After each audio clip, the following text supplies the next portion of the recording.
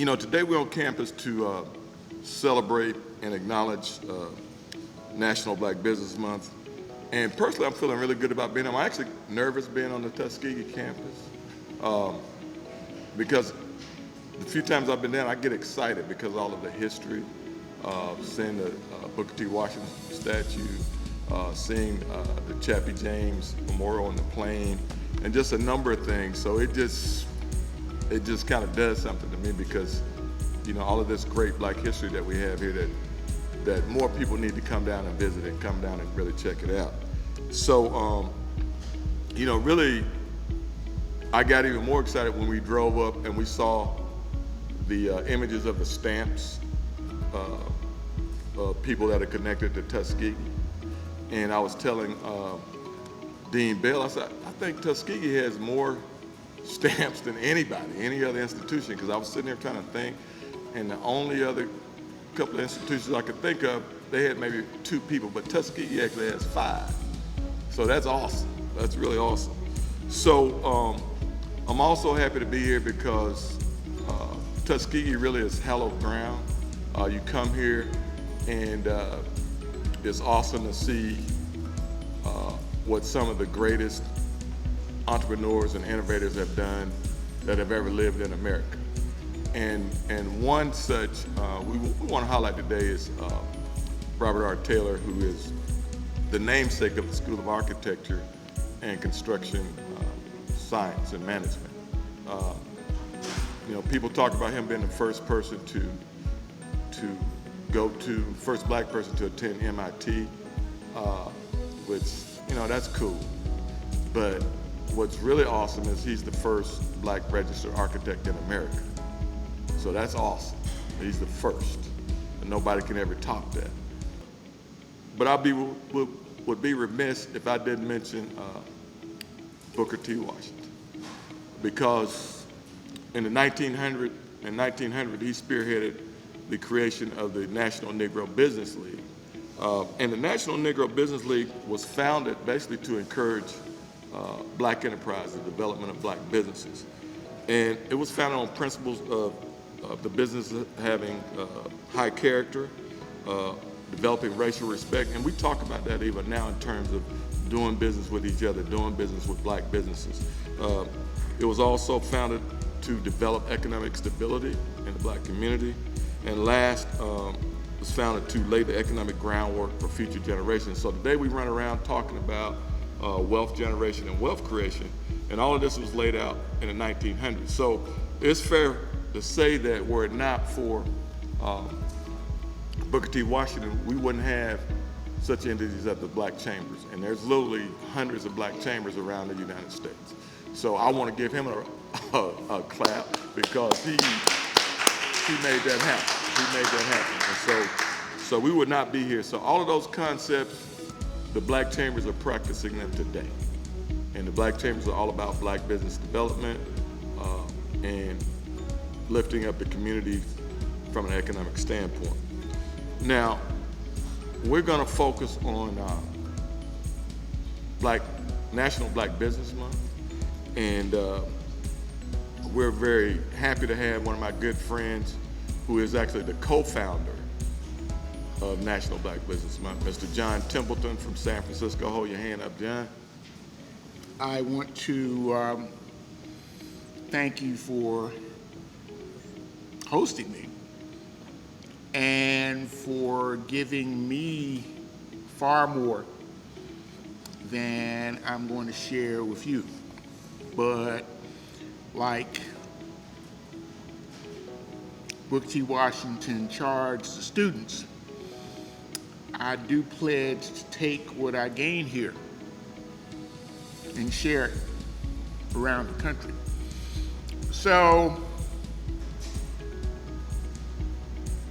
we'll give you a little bit of insight on how the Tuskegee experiment has affected people around the country. So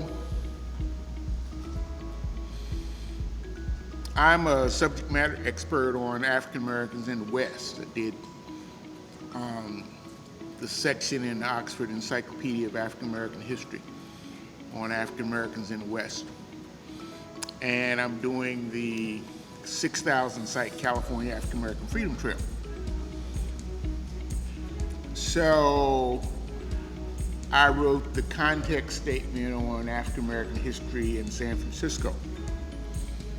So one of the biggest events in Black history in San Francisco was in 1903 when Booker T. Washington came to San Francisco. And it was so big that they created the Booker T. Washington Center in 1919. And now it's a century-old organization. Another way the Tuskegee influenced San Francisco is that Julian and Ray Richardson, who were Tuskegee alumni, started the oldest Black bookstore in the country, Marcus Books, in 1960, which brought about a whole genre of Black authors. And it was the orientation that they got from Tuskegee that made them say, well, there's no place to get the books that we want, so we'll open our own bookstore. And they named it Marcus after Marcus Garvey. So as I have looked at Black neighborhoods around the country, one of the common threads is the way that professionals who've been graduates of HBCUs are at the beginning of those communities and neighborhoods. So today is the second day of our Building Black experience. Yesterday we were with Tuskegee trustee Jerome Russell at the Russell Center in Atlanta. And that building was built by Herman Russell 70 years ago during segregation, 50,000 square foot building right across the street from the Atlanta University Center so that the students would be inspired by his example. And so the first day of our trip, we were at the Thurgood Marshall Center in Washington, D.C., which was designed by Sidney Pittman, who was a Tuskegee architect. And the Thurgood Marshall Center was the former 12th Street YMCA, and it was where Thurgood Marshall and the lawyers in Brown versus Board of Education stayed and did a strategy for Brown versus Board of Education. So the common theme that we're doing is that we are highlighting places that were designed by African Americans, that were financed by African Americans, that were constructed by African Americans, and occupied by African American institutions. Because when we started Journal of Black Innovation, National Black Business Month, and I want you to remember the trademark title of it, in 2004, it was to do a psychosocial intervention to address why a century after Booker T. Washington and a century after George Washington Carver, that his learning by doing, his message of self-reliance is no longer at the forefront for African Americans. And so I've been working for the last 30 years in curriculum with Dr. Joyce King, who's the Benjamin Mays Distinguished Chair of Urban Teaching and Learning at Georgia State University, and author of the book Black Education. So she is the expert on Black education. And so we've created an instructional network called Reunion Education Arts Heritage. 4 hours a day of instruction for African American kids. And what we practice is that same learning by doing pedagogy that Booker T. Washington understood. Because this year is the last year of the International Decade for Peoples of African Descent. And the African Union just had its heads of state meeting, and the chair of the African Union said our focus for this last year is education. And he said that we have to move from regarding education as this abstract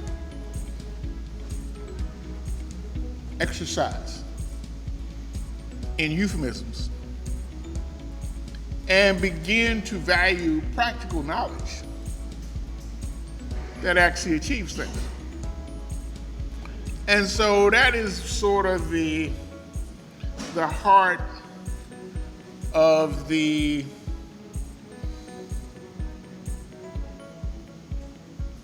cosmological difference between the way that Black people around the world approach things and this Cartesian field-dependent methodology that says, well, you can't do this unless you did that.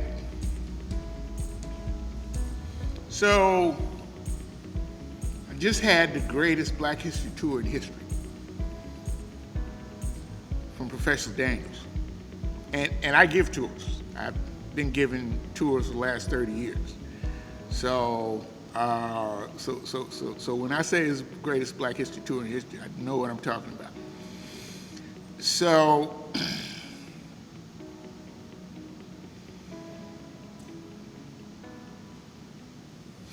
the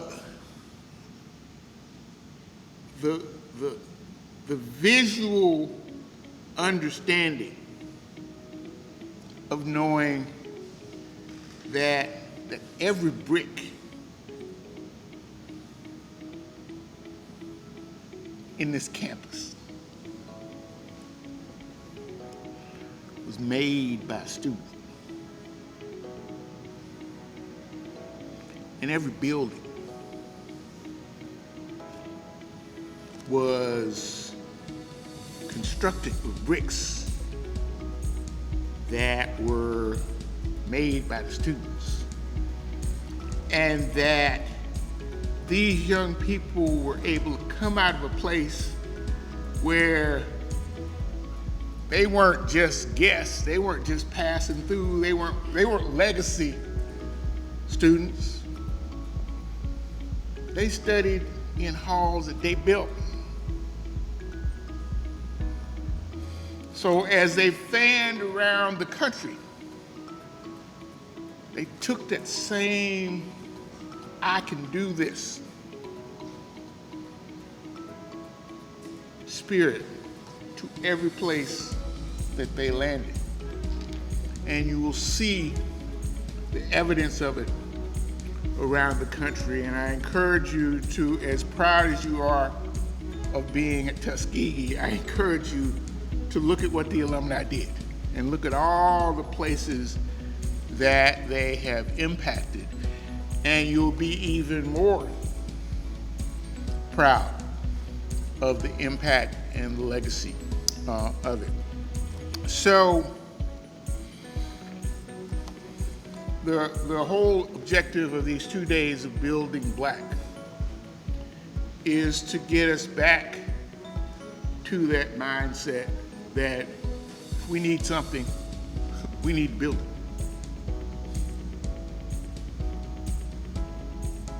The number of African Americans in construction dipped to 2.9% just 5 years ago. So we have been conditioned into a learned helplessness that some benevolent person who isn't black is going to build the college campuses we need, is going to build the affordable housing that we need, is going to build commercial structures that we need. And as a social scientist, we had to say that experiment hadn't worked. The communities that black businesses and black churches and black institutions built brick by brick with their own hands around the country, we're losing them.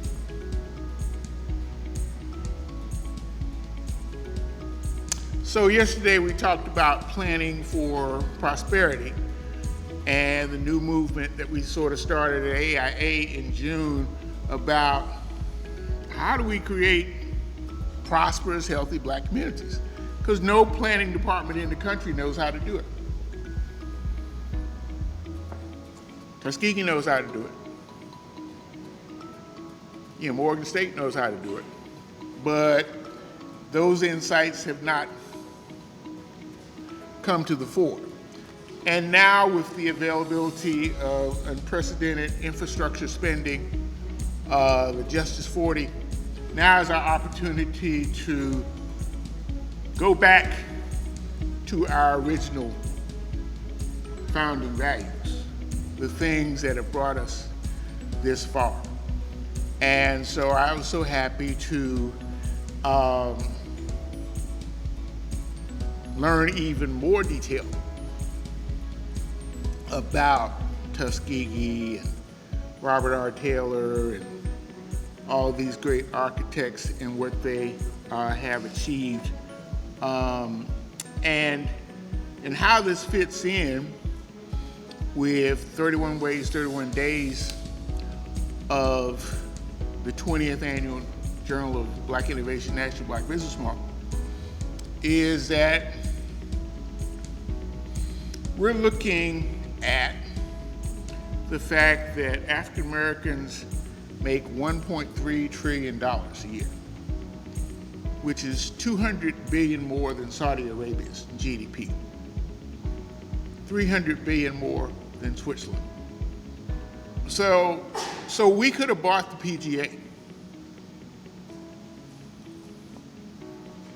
We could be paying sports stars $700 million to play for us. And there are 60 cities around the world in Africa and the Caribbean that have more than 1 million black population. So think of 60 Atlantas around the world that all need buildings, all need infrastructure, all need mass transit systems. And so we need to get out of the mindset of thinking that somebody is going to act on our behalf. I mentioned to when I visited the National Park Service headquarters, I mentioned that I'm the subject matter expert for San Francisco Maritime. And on the Day of Remembrance in 2019, I had the Amaru Songhai, who is the direct descendant of Askia Muhammad, at San Francisco Maritime to ring the bell. And so somebody asked me, so what's the lesson of 400 years of black history? I said, white people don't like us. And the reporter didn't really know how to respond to that. I said, but you know what, it doesn't matter. Because when black people are united and on the same page, in every trial that we've had, we win. So our function and our focus should not be on convincing the wider world that the principles that Booker T. Washington and George Washington Carver articulated are even more valid today than they were then. All we got to do is remind ourselves. And that's what we're doing during August. We are putting forward the examples and the successes that we've had in every aspect of business, and reminding ourselves that there's no challenge that we can't meet, no mountain we can't climb, no river that we can't cross. I mean, the 3 largest rivers in the world are in Africa. So if we can cross the Niger and the Congo and the Nile, we can definitely conquer here. So the way it works is we do a State of Black Business report every year in May. We encourage folks to get the report that has a breakdown for every state, shows the opportunities. We really are focused on the racial equity plans that the Biden-Harris administration has done. We don't want to get caught up in the rabid response to our progress, because we created our 10 plan, the African American Economic Strategy 10 years ago, which is to get to 10% GDP, which will be the level where we could have self-determination and determine our own communities. So with the legislation that we first started advocating more than a decade ago actually being passed into law,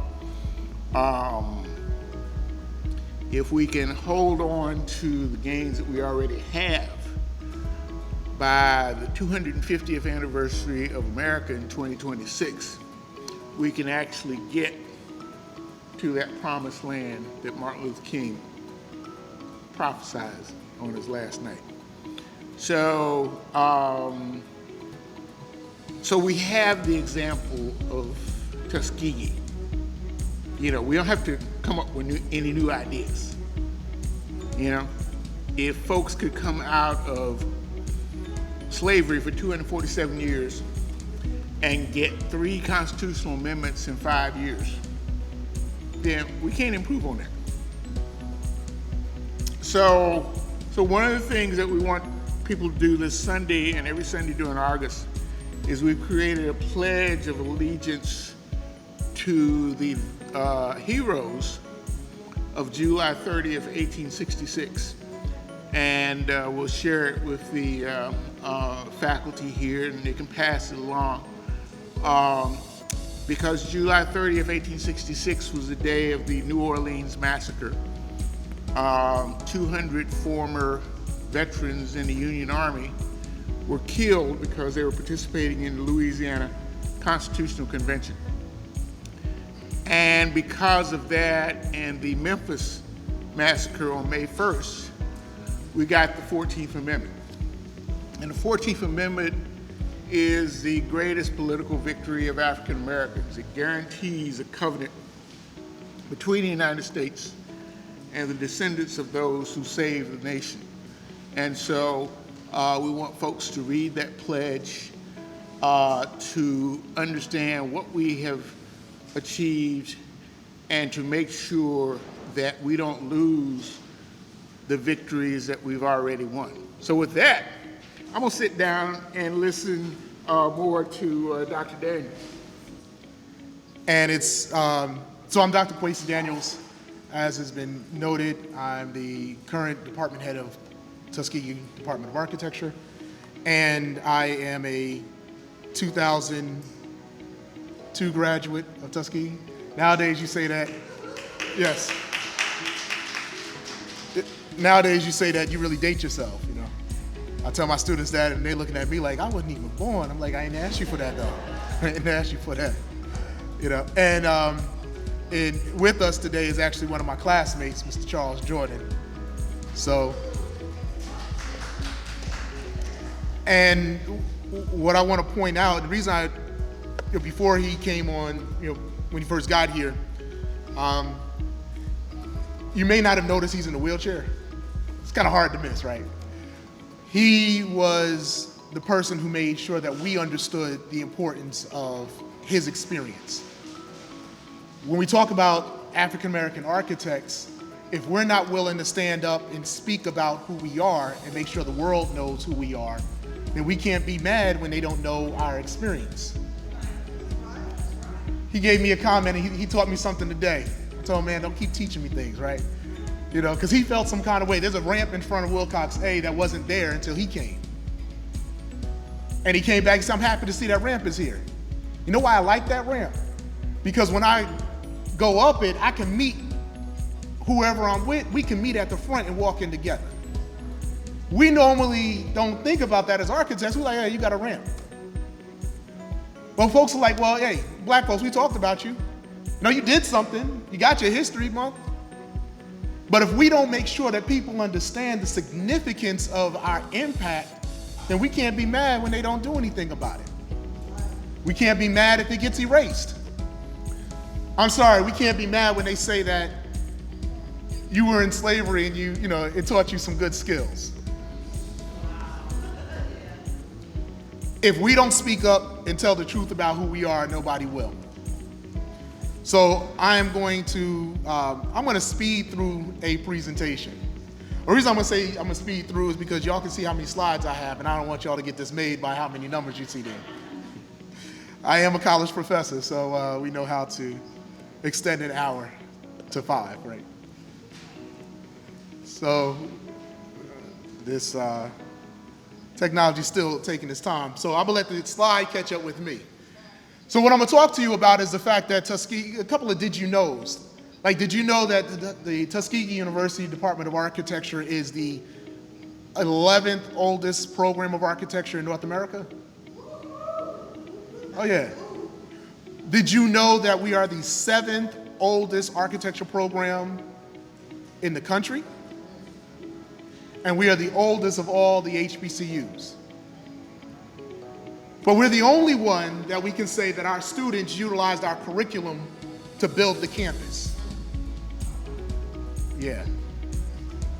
Meaning, you thought y'all was coming to a building.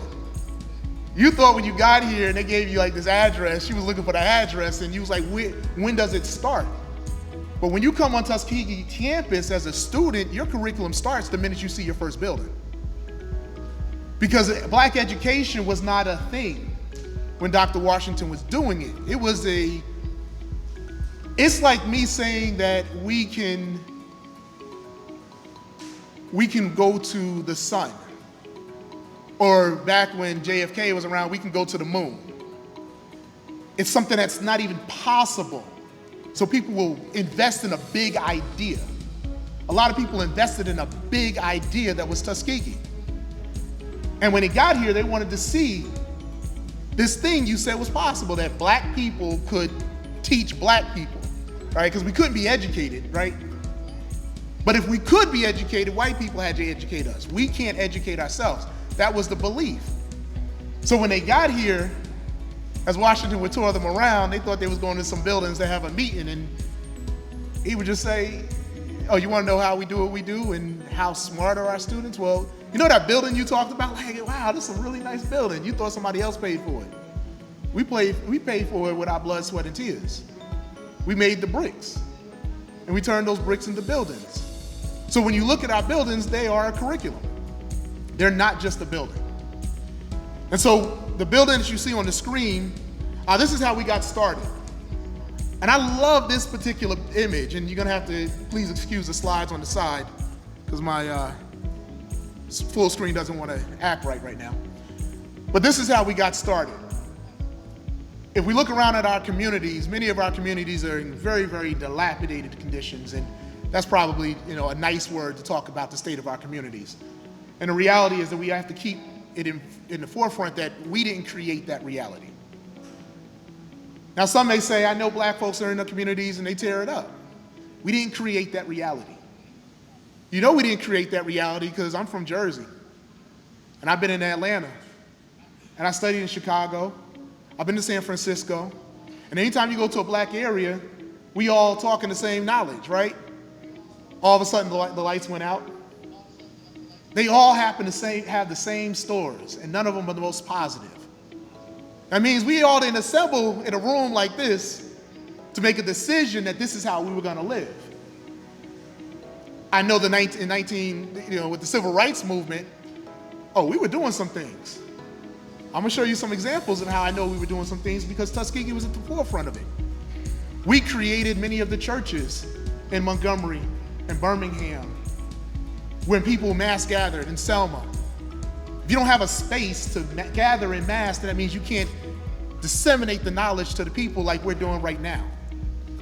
Because of our black architects, we created those spaces that were able to be used during the civil rights movement 30, 40, 50 years after the building was designed.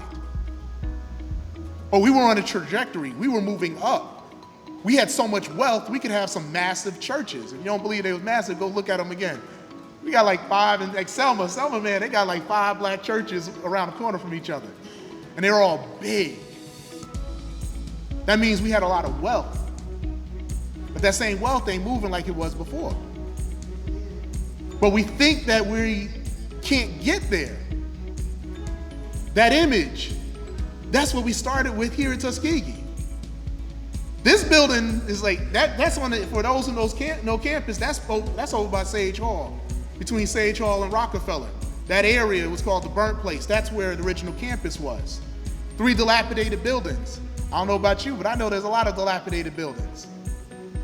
Washington realized that he could take the education of the head, the hand, and the heart, philosophy that he learned from Hampton Institute, and combine it with learning to do by doing, something that was homegrown.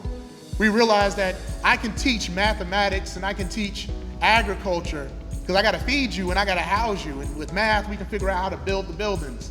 Everybody liked to play in mud when they was kids, so we can play in mud and turn it into bricks. And we can turn those bricks into buildings. If you ever played with Legos, bricks ain't nothing but Legos. Throw a little mortar on it and they stick together. And that's what he was able to do in training the children of enslaved who had built communities for everybody else. He said you can build it for yourself in the same way that Isaiah Montgomery told those who helped start Mound Bayou, Mississippi, you did it for other people, you can do it for yourself. And so this is what Tuskegee was looking like. As I said, I'm gonna speed through, and since there's a delay, it's gonna go a little bit slower, right?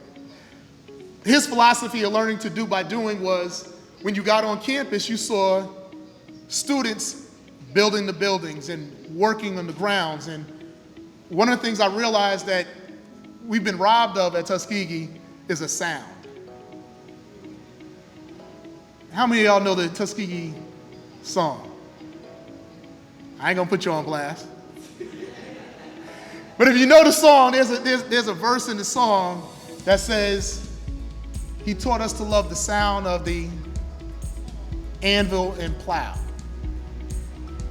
That same plow that's on the monument. The same anvil that's on the monument. What's the sound of a plow breaking through the ground? What's the sound of an anvil when that blacksmith hits that iron? What's the sound of that fire burning? We don't have that sound because we stopped building. When our students, we were in Wilcox E doing some work, and I heard the sound reverberating off the walls, and I felt that building scream out, thank you. This is what I was made for. These industrial buildings were made for work. And so that image there shows what the work looked like. When you walked on campus, the students were working. Why were they powerful? Because when you left Tuskegee, you walked out into a community, as one alum noted in the book, Tuskegee and His People. She said, I was trained as a teacher, because we were all trained as teachers. You can't get away from your foundation.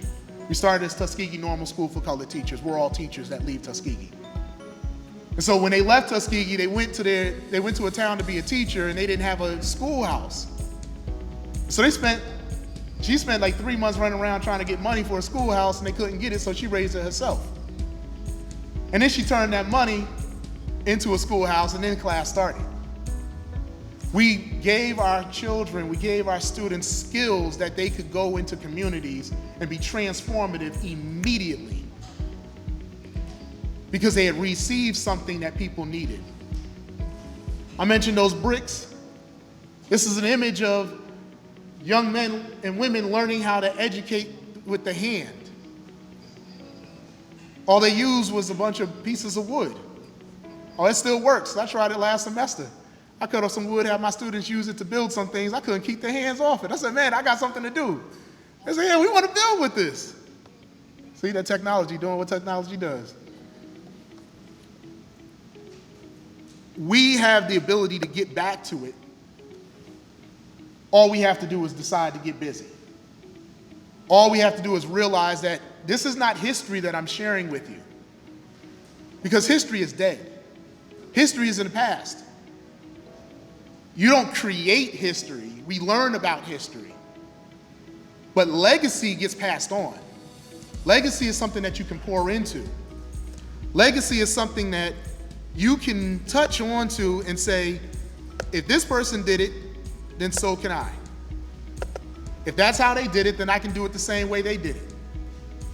And if Booker T. Washington can build close to 100 buildings on this campus before he passed away, he can learn how to make bricks. This is what the brickyard looked like. At one point in time, we were producing over 1 million bricks a year as revenue. That's what it looks like to make 1 million bricks a year. When you look at the campus, we said that this was a place where people were learning. We used our buildings as a curriculum. I'm not saying that as just like throw a nice word out there, a nice phrase out there. When the technology catches up, you'll see it. If you can hit that button on the right, no, on the screen by your right, hit the button right there, there you go. Like technology playing games because they don't like what we're talking about. Too much to handle, right? We used our buildings as a curriculum, and we would bring teachers here to learn how to use the building as a curriculum. So not only did we teach you, we showed you. And if the technology act right, you're gonna get a chance to see it as well.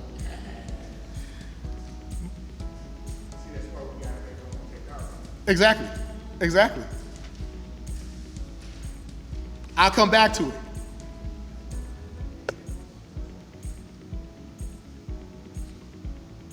We talk about Robert R. Taylor as the namesake. I'm going to do one thing, and I'm going to be careful with it because sound bites are real. You know, Governor DeSantis, I have real problems with all of his policies. This is not a political conversation, it's just the truth. His policies are horrible. If you ain't read it, read it. He did say something that I disagree with it because of how it's coming. He's playing a political game, but I do agree with it that we learned some things during enslavement.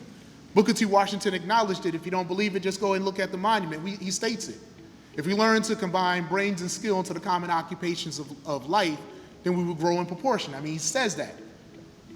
I shared as we were taking the tour, how real that was. A common occupation of life is electricity. You need electricians. I spent $1,300 to get an electrical line running my house. There's value to that learning. We taught ourselves how to use our buildings as a curriculum. I wasn't telling you that because I just wanted to make a nice statement. It's real. These were students and these were teachers coming to learn how you can make your building a part of a curriculum. If we talk about how education is bad in our communities, it's because they're not being educated, right? If I'm not teaching you how to restore the building in your community that's next to your house, then I'm contributing to the reduction in your property value. Because within a 1 block radius, every dilapidated house in your block drops your value by $5,000. What's it look like you go 2 blocks away, 3 blocks away, and you have nothing but that dilapidation? It continues to decrease. But if you restore it, then it's no longer this thing called blighted.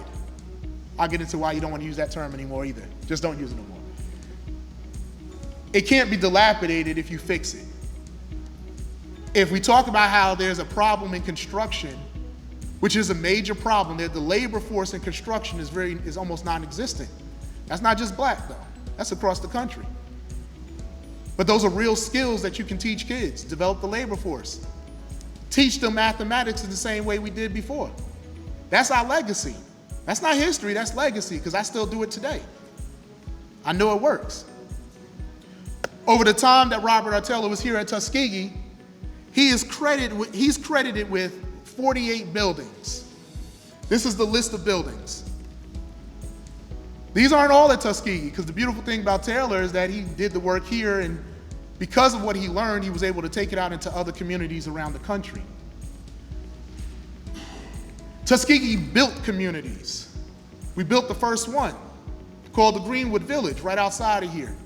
If you know Tulsa and Black Wall Street, well, you know the genesis of it. You know the DNA of it. Washington said that we could build communities through education. Clinton Calloway gave him an idea. He said, if you invest in rural education, then we can help more people learn. And so Washington believed that the school could be the heart, not the church, but the school could be the heart of a community. And he contacted a couple of folks, the one that really helped him sell the idea that he had already started. So, I mean, we were already doing rural education from 1900 till about 1913 when he connected with Julius Rosenwald, and then you had these 5,000 schools and teacher houses built between 1914 and 1940 between Texas and Virginia. Washington connected with Rosenwald, and he agreed to help him fund these schools. Taylor created the plans. I just want you to help me do the math. If we have 5,000 schools and teacher houses, and let's say you graduated 100 students in the course of that in the lifespan of that school, how many people did we impact? How many people were impacted beyond that? How many little kids went home and told their brothers and sisters about what they were learning? How many parents were impacted because that school, after it stopped being used for public education, became used for adult education? We're working with the Armstrong School. The steward of that school is Ms. Dorothy Woody. I love her story because she could not go to the Armstrong School because they stopped using it when she was ready to go. But she has so much passion for her elementary school that she just turned 73 years old, and if I brought her up here, she's gonna be jumping up and down to tell you about the impact that Tuskegee had on her grandfather, to start this school in rural Alabama, and how it impacted the growth of their community. And it is the best thing that she can do is ensure that that school gets restored. But her story is not unique. Because the Shiloh School, for those who knew Miss Elizabeth Sims, she went just as hard. She was like, we gonna save my school. And that school got saved. Because this was the heart of the community. And so we went from this, and then I'm just gonna fast forward because I said we got to see some black architects. I'm not gonna talk about Tuskegee's campus because you know it already. I'm gonna talk about folks like Walter T. Bailey, who was the first African-American graduate of University of Illinois.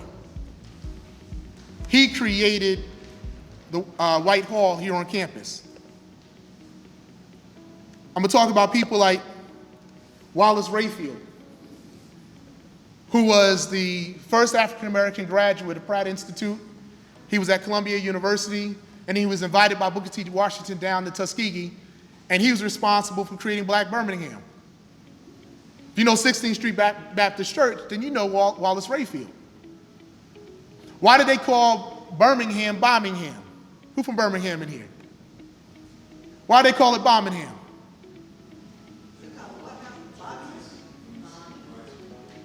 They called it Bombingham because they bombed black churches and houses, and that's where the 4 little girls. They have a place called Dynamite Hill. Why is it called Dynamite Hill? They use dynamite. But let's take it back. Why are you going to bomb something if you can burn it down? You're going to bomb something because you can't burn it down. Well, where did he learn how to do it? Rayfield spent his time at Tuskegee, and he said, I know where there's a place I can get bricks from. I know how to work with these bricks. I know how to design with these bricks. And I know a whole lot of people who doing it too. And so they took it up to Birmingham, and he designed all the black Birmingham. If you don't believe me, going up there, you go to the black neighborhood, his name is on most of the buildings, the churches that are still existing, the houses that are existing. Talk about a businessman? Oh man, you want to talk about a businessman? Man, the man created a mail order catalog. He said, if you want a religious building, you want an institutional building or a home, send me your money and I will send you the plans.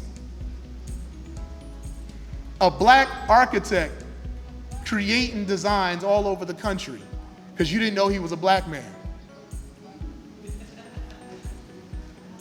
That's Wallace Rayfield. William Sidney Pittman, Booker T. Washington's son-in-law, married Portia Washington. He was the first African American to obtain a federal commission when he created the Negro Exposition Building at Jamestown. But he was also the first African American graduate of Drexel Institute. Let's talk about how we create space for our students. Booker T. Washington, after he gave the Atlanta Exposition speech, the president of Drexel Institute at the time had contacted him and said, I like what you're doing. He said, well, do you have some black students you can send me that have graduated in architecture to teach in my program? He said, I'm sorry, but the South is a little more progressive than the North is. Didn't believe that, right? He said, well, how about I send you a student? They sent William Sidney Pittman up to Drexel, and in 3 years he graduated and he came back to Tuskegee and brought that knowledge. That's how you pour into your own and you build. John Washington, Booker T. Washington's brother, who was the original constructor of many of the buildings on campus, he went up to Drexel as well and was taught, and then brought that information back to Tuskegee. It ain't hard to do, because this ain't history, this is our legacy. Walter T. Bailey, I mentioned him already. He's gonna pop up in a second. He practiced architecture in Chicago after he left Tuskegee. Anybody like gospel music? Raise your hand if you like gospel music. Then you better thank Walter T. Bailey. Because if it wasn't for Walter T. Bailey, then the First Church of Deliverance in Chicago, where gospel music became nationally syndicated, he was the designer of it. If he ain't designed it, this is what it looked like. Check it quick, because it's going to disappear. If he didn't design it, it wouldn't have been a thing. But there's also a place, anybody from Montgomery? There's a place in Montgomery called First Baptist Church, also known as Brickaday Church, right off of Ripley Street, across the street from the police station. That was a building during the Civil Rights Movement when the Freedom Riders came and they were attacked outside of the Greyhound station. This is one of the places that they evacuated to, and were able to take refuge. It was a fortress of protection. He didn't know this was what it was going to be. He was just making a space for us. But during the Civil Rights Movement, it became a fortress that we were protected from. These are architects we don't hear about. But these are my superstars. These are the folks that if I'm walking down the street and I see one of these buildings, man, I become paparazzi. I'm out there taking photos, like, man, because they don't have these in the books. Like this man right here, John Langford, a graduate of Tuskegee. I was in Washington, D.C., riding in the car with one of my classmates, and I saw his building, the True Reformer building. It's gonna pop up in a second. I'm riding along, and I look up, and I'm like, man, if I could have like hit the brakes on her, I would have. I was like, it's the True Reformer building. Because all I do is see it in pictures, and I saw that it still existed. It's a rock star space. We don't know how John Langford is the first African-American architect in DC. He was built in DC, right? These are the things that, if we think about the people I've mentioned thus far, William Sidney Pittman, Walter T. Bailey, Robert R. Taylor, John Langford, these are names we don't know about, but their impact is felt all over the country in places that we didn't even know they were touching. Booker T. Washington, had he not come, created a space for them to be here, they couldn't have done their work. Had Booker T. Washington not realized the value of buying a place and get away from Bethel AME and move to a place with 100 acres so he could expand, if he didn't see the value of 3 dilapidated buildings, there would be no Tuskegee. We would not have grown like we grew. We would not have been able to impact the world like we've done. There would have been no need for architects, because architects are hired when you're ready to envision new space for yourself. You only hire an architect when you need some renderings. You only hire an architect when you need somebody to design an image in your head. And so if it wasn't for that, we wouldn't be here. So with that, I'm gonna stop. I know Dr. Bell wanted to say a few words. I'm gonna pass the mic over to her. But if you like anything you heard, come on back here to Tuskegee. We'd be glad to give you some more of that.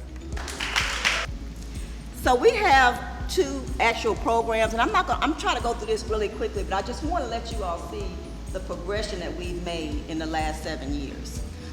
We have an architecture program. It's a 5-year program. Like I said, when I got here in 2017, we were facing a tumultuous, I can say, accreditation visit. And so we went through that accreditation visit, and we came out with flying colors in the first ever 8-year accreditation, first time in history of our institution. We had an 8-year accreditation, reaccreditation, so we're very, very, very happy about that. And then the next year for construction, now, Dr. Danials told you that the program started in 1892, but he didn't tell you that, I guess he left that to me to tell you, that it was first accredited, it was first started in, the actual bachelor's degrees started in 1934 for construction, but we were not accredited until 2017. So that's a great accomplishment. So that was a 5-year accreditation. And then this past year, we had another visit for construction, and I can tell you, it's a team effort. We had very few construction faculty at the time, but we did manage, thank God, to get a full 7-year accreditation. It's not out yet, so don't tell everybody. But the president will get her letter in a week or so, and so we're very, very, very happy about that. And I contribute it to the faculty and the staff here at Tuskegee. And thank you all so much for supporting that effort.